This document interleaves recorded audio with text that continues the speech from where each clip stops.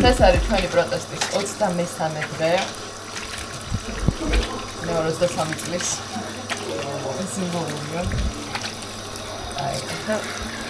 თავიდან იყო პირველი ერთი კვირა ყველაზე მძიმე. როცა მარმარილოზე გვიწევდა დაწოლა და არ გქონდა არანაირი გასაცდომის საშუალება. პირველ დღეს პლედებიც არ გქონდა, რომ გამთბარიყავით და საჭმელთან ერთად პიცის ყუთები დავალაგეთ ამ გამათბობლის ყუთებზე და ისე რომ შეუმჩნეველი ყოფილიყო შევიტანეთ და ჩავრთეთ.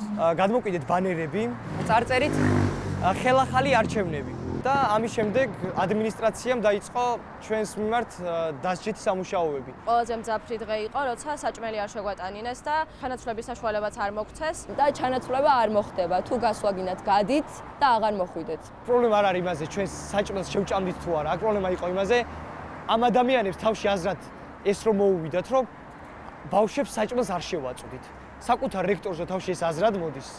მე აღარ ვიცი ამ ადამიანს რა უნდა ვესაუბრო. 25 დეკემბერს